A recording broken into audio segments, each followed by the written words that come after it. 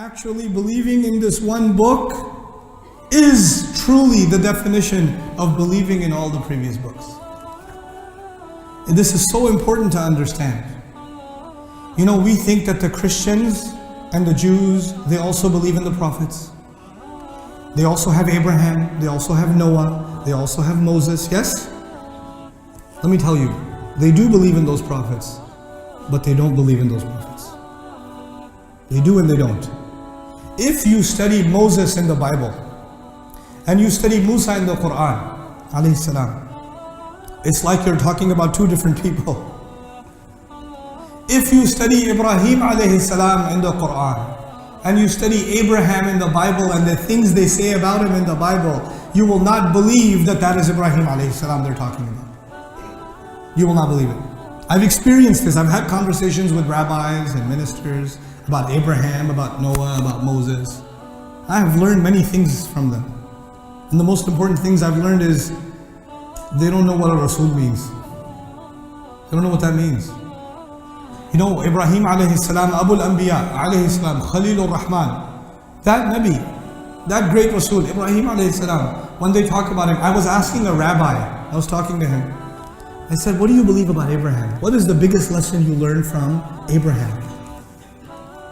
And you know what the Muslims learn, right? إِذْ قَالَ لَهُ رَبُّهُ أَسْلِمْ قَالَ أَسْلَمْتُ لِرَبِّ الْعَالَمِينَ. That is what we learn from Ibrahim alayhi salam. How do you submit to Allah? So I'm asking the rabbi, what do you learn from Abraham?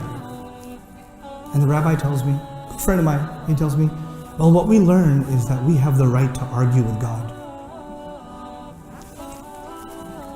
Say that again. Yeah, we learn to argue with God. From who? From Abraham. I was like, wait, hold on a second. What we learn from Abraham is that there are no arguments, you just submit. The one man who is the greatest example that you never argue with Allah, you just submit, is who? Ibrahim alayhi salam. And the rabbi tells me that Abraham inspired us to argue with God. Talk about reverse engineering, dude. This is reverse engineering. How this car only goes in reverse? How did you do that? He goes, well, you know, Abraham, when the angels came to destroy the nation of Lut, he negotiated. That must mean that you should negotiate with God and everything. I said, you know, you need to explain yourself more, my friend. I don't understand.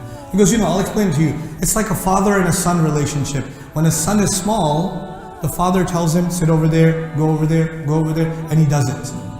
The son just listens. Yeah? But when the son gets older and the father says, you should study accounting, and the son says, I think Dad, I should study engineering instead. And he gives arguments, and the father says, okay, makes sense. So as the son gets older, he gets more mature, and he can make his own opinions, and he can argue with his father, and the father is proud of him, because my son is becoming a man, he can argue with me now. And I said, what does that have to do with Allah? We're not the son of Allah, ma'adallah. What are you talking about? He goes, well, you know, the idea is the older you get, the more mature you get, the more you have the right to what? Argue. When you're a child, you just trust your parents. When you get older, you can argue. I was like, okay, I have one question. Ibrahim, they believe that the one that was slaughtered was who?